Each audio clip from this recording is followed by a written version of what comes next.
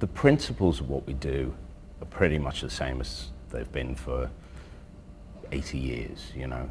I mean, they were doing this kind of prosthetics in a way on things like The Wizard of Oz and even earlier than that. So the basic principle of the approach is the same, but the materials have changed and technology has changed.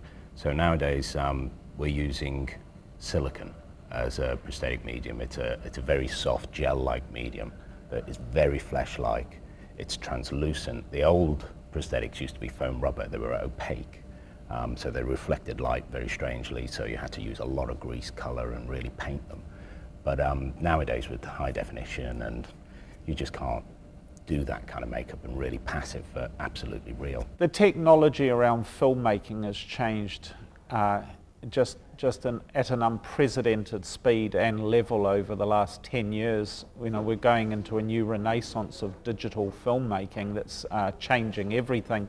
But even in the more traditional crafts such as costume, makeup and hair, the new technologies of camera work, the fact that we're now shooting on 48 frames, 3D, high def, means that the technology within the cameras can see everything. The level that we now have to lift our prosthetics work to.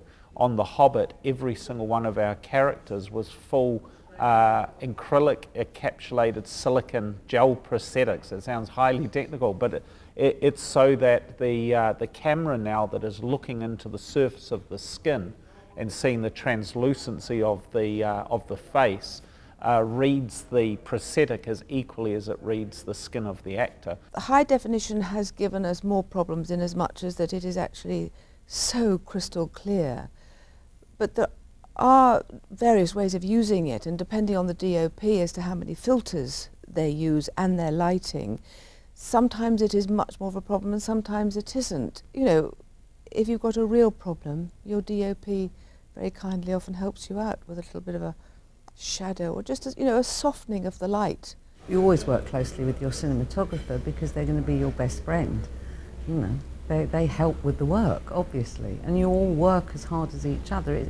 It's like a game of let's pretend, but we all have to play let's pretend as hard as each other and work hand in glove and be close and collaborative.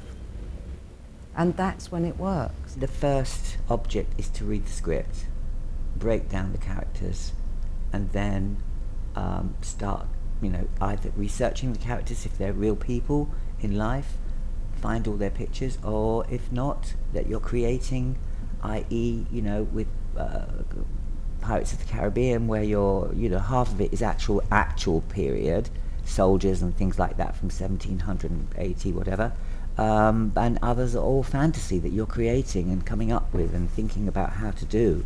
Well, if you do a period film, then you need to do research. So you have to know the look of the period. And I always find it useful to actually go 10 years either side of the year you're actually filming, because as in life now, not everyone follows that fashion or that look for that moment.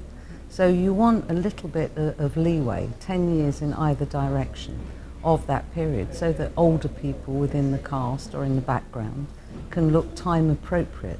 So you create a world. You create a world that's believable. I remember one makeup artist said the most valuable thing ever to me. He says, don't do it like you think it looks, do it like it actually is. So if you keep that in mind, you simply can't go wrong. For somebody who wants to start off in the industry, ultimately I hope they become a makeup designer, but they're going to have to sort of start at the bottom as a trainee and then as an assistant to get as much education, find a good college which will give them a good basic knowledge in hair and makeup and some prosthetics, because prosthetics are becoming used more and more.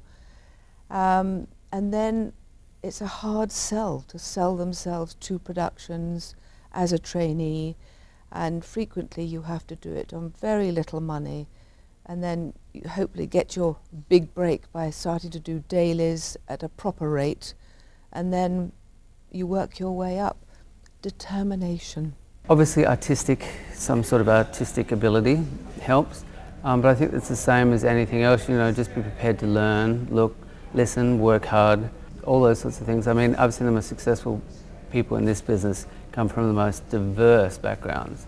So So there's definitely, nothing holding anybody back. If you want to do it, just go hard. What we look for in people is passion, enthusiasm, tenacity, and then talent.